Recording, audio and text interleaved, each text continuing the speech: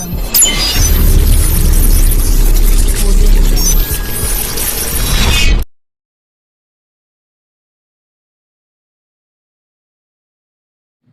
वालेकुम यार, मैं हूं डॉक्टर बिलाल अहमराना और आप लोग देख रहे हैं हैंडसम माइंड टीवी चैनल। मुझे उम्मीद है तमाम व्यूअर खैर आफियत से होंगे।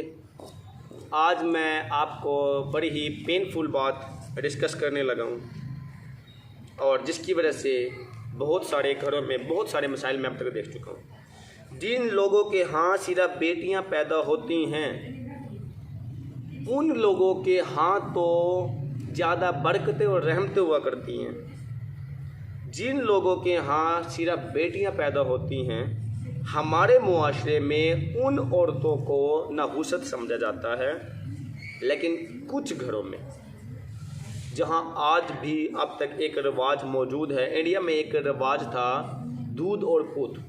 दूध और पूत से मुराद ये है कि जिस घर में दूध और बेटे हैं तो उस घर में सब कुछ है, और जिस घर में बेटी हैं तो इसका मतलब वहाँ पे नहुसत है। ये रिवाज उनका था, ये रिवाज यहाँ तक लेके आ गए। और आज भी हमारे मुआशरे में अगर किसी फ़र्द के यहाँ 4, 5, 6, 7, 8, 9 या इससे ज़्यादा बेटियाँ पैदा हो जाएं तो वो बंदा अपनी बीवी को नहुसत समझता है और उसकी वजह से उनके घरों के मसाइल ऑटोमेटिकली जन्म लेते हैं। और वो बंदा अपने कैथारसिस के लिए सारा का सारा जो लान तान और गुस्सा है वो अपनी बीवी पे निकालता है, और वो चीज़ पूरे के पूरे घर को तबाह कर सकती है। उसके असरात उसकी बेटियों पे पड़ते हैं और उसकी वजह से पूरा का पूरा माहौल डिस्टर्ब रहता है। आज की इन्फॉर्मेशन देने का मकसद आपको ये है कि अगर किसी घर में ऐसी बातें होती हैं कि जी इस घर के अंदर बेटियां हैं, खामिद उसको मारती है, खसूसी तौर पे मैंने टारगेट किया है उन मेल तबकात को कि जो कि अपने अगर बेटी हो जाए तो उसको नहुसत अपनी बीवी को समझता है। ये उन लोगों को ज़्यादातर मैं इन्फॉर्मेशन की बात बताने लगा हूँ ताकि उनके इल्म में ये बात आ जाए जिनको नहीं पता कि बेटी और बेटे का ताल्लुक़ अल्लाह की ज़ात के हुक्म के बाद दुनियावी वसीलों के एतबार से मर्द पे होता है, औरत पे नहीं। मसलन कैसे? जब भी मेल और फीमेल मियाँ बीवी के मिलाप के बाद जो क्रोमोसोमल चेंजिंग्स आती है, उस क्रोमोसोमल चेंजिंग्स के अंदर याद रखें सिर्फ फीमेल के पास तो XX क्रोमोसोम है और X क्रोमोसोम सिर्फ फीमेल को जन्म दे सकता है, उसके अंदर मेल का कोई रोल है ही नहीं। फीमेल बेबी के पास फीमेल के पास फीमेल बेबी को जन्म देने के लिए ही सिर्फ क्रोमोसोम होते हैं जिसको हम XX क्रोमोसोम कहते हैं, जबकि मेल के पास XY क्रोमोसोम्स होते हैं। इसके अंदर Y क्रोमोसोम्स X की ही एक टूटी हुई शेप कह लें आप, लेकिन Y क्रोमोसोम्स ही वो शेप है जो कि मेल को जन्म देती है और X क्रोमोसोम वो शेप है जो कि फीमेल को जन्म देते हैं।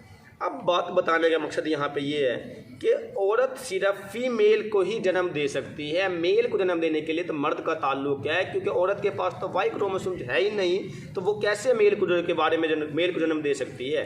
इसलिए अगर मेल को जन्म देने का ताल्लुक है तो वह मर्द की ज़ात से है। अगर मर्द की ज़ात की तरफ से अगर Y क्रोमोसोम एक्टिवेट हो तो उस सूरत हाल के अंदर फीमेल की तरफ से X आने के बाद X और Y के मिलने से जो बेबी जन्म लेगा तो वो मेल को बेबी कहलाएगा। और अगर फीमेल ने तो देना ही X है, अगर मेल ने भी X दिया अपनी तरफ से तो उस सूरत हाल के अंदर XX क्रोमोसोम के पेयर बनने की वजह से वो फीमेल बेबी जन्म लेती है। इसीलिए जो असल ताल्लुक़ है बच्चा बनने का वो सारा का सारा बेटा और बेटी वो मर्द के इख्तियार के अंदर या मर्द के हाथ के अंदर कह लें, आप ऐसे कह लें। असल तो खुदा के ज़ात के हाथ में इख्तियार है, आपका ईमान पुख्ता होना चाहिए, बातें ख़त्म हो गई। लेकिन जिन घरों में मसाइल रहते हैं, मैं तो उस हवाले से बीइंग साइकोलॉजी डिस्कस कर रहा हूँ आप लोगों को कि जी फीमेल को जन्म देने के लिए मेल का ताल्लुक है, बाप का रोल होता है अगर बेटियाँ ज़्यादा है। इसका मतलब उसकी तरफ से हर बार X क्रोमोसोम ने आकर पेयरिंग बनाई, इसका मतलब बाप की तरफ से Y क्रोमोसोम ने कभी आकर पेयरिंग नहीं बनाई, चाहे वो उसके यहाँ 10 बेटियाँ, चाहे वो जितनी भी बेटियाँ उसकी हैं। दूसरी चीज़ ये है कि जब आप लोग समझते हैं जी अभी तो बच्चा छोटा है या अभी तो तरबियत का बड़ा टाइम रहता है, तो आप अपने बच्चे को अच्छा खासा नुकसान कर देते हैं। बच्चे की जो तरबियत है वो तो माँ के पेट के अंदर हो जाती है। बड़ी हैरान कुन बात है कि कैसे, क्यों, किस तरीके से। याद रखें, जो पहले एक माह का बच्चा होता है, ये जो सारे का सारा अमल है जिसके अंदर एग के और स्पर्म के फर्टिलाइजेशन के बाद ये पूरा का पूरा एम्ब्रियो से होता है, वो सारा का सारा ये फीटस का प्रोसेस है जिसको 38 वीक का प्रोसेस बोलते हैं, 38 हफ्ते का तरीका। उसके जो पहला महीना होता है, उस महीने के अंदर बच्चे का हार्ट डेवलप हो चुका होता है, ब्लड की सप्लाई शुरू कर देता है, ब्लड की सर्कुलेशन चलना शुरू हो जाती है और वह पूरे के पूरे बच्चे को खून की सप्लाई मिल रही होती है पहले महीने के। जब बच्चे 4 महीने का होता है तो उसके दिल, फेफड़े, एब्डोमिनल सिस्टम यानी हाजमे का निज़ाम और दिमाग, ये 4 बातें उसकी डेवलप हो चुकी होती हैं और उस बच्चे को नाप के ज़रिए से, प्लेसेंटा नाल के ज़रिए से बाकायदा और बाज़ाब्ता तौर पे अल्लाह की कुदरत की तरफ से खुराक दी जाती है जिससे उस बच्चे का हाजमे का निज़ाम चलता है और वह बच्चा अपनी फर्दर ग्रोथ की तरफ आता है।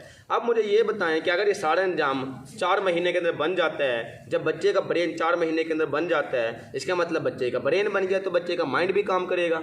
माइंड कब काम करता है? जब ब्रेन बन जाता है। ब्रेन डेवलप हो गया, बच्चे का माइंड कैसे काम करेगा कि बच्चा 4 महीने के बाद उस तमाम तर बातों को सुनने का आदी हो चुका होता है, यानी कि हत्ता कि एक बच्चा अपने माँ की दिल की धड़कन को भी सुन रहा होता है और एक बच्चा इस हद तक सर्वाइव करता है कि वह माँ के पेट के अंदर किक लगाता है और जो माँ मामूमी तौर पर दूसरे या इससे ज़्यादा बेटे को जन्म दे रही हो तो वह ईजीली और क्लियर और वाज़ेह करके उस बच्चे की किक को बाकायदा बाज़ाब्ता तौर पर फील भी करते। इसका मतलब अगर बच्चा एक्टिव है, बच्चा ने अगर अपने बिहेवियर दिखाया है, अगर बच्चे ने अपने सारे के सारे काम करके दिखाए हैं, इसका मतलब तो ये हुआ कि वो जो बच्चा है तो उसने अपनी मेंटल ग्रोथ, उसने अपने सीखने का प्रोसेस, उसने अपने सोच ख्याल का प्रोसेस मुकम्मल कर लिया।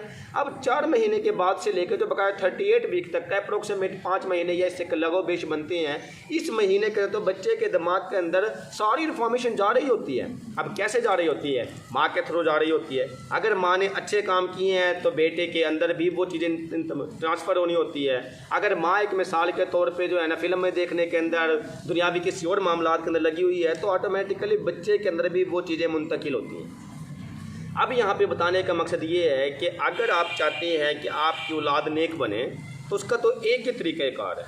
वो तरीक़ाकार ये है कि वो माएँ जिनके पास बच्चा है और प्रीनेटल ग्रोथ उसकी चल रही है, यानी माँ के पेट के अंदर अभी उस बच्चे के नशोनुमा है और उसको अप्रोक्सीमेट अगर टाइम हो जाता है 4 महीने से ज़्यादा का, अव्वल में तो पहले दिन से अगर और स्पेसिफिक 4 महीने से ज़्यादा अगर उसको टाइम हो जाता है तो वो उस बच्चे की अच्छी तरबियत के लिए उसी वक्त से अपनी लाइफ को चेंज करे। अब लाइफ को चेंज करना क्या है? लाइफ को चेंज करना ये है कि जब माँ 4 महीने से ज़्यादा का बच्चा हेल्थ सामने बता दिया, हम USG कराते हैं और उसके अंदर हर चीज़ क्लियर हो जाती है, इतने वीक्स हो चुकी हैं, तो उसके बाद माँ को चाहिए कि वो पूरी की पूरी खुद दीन पे चले।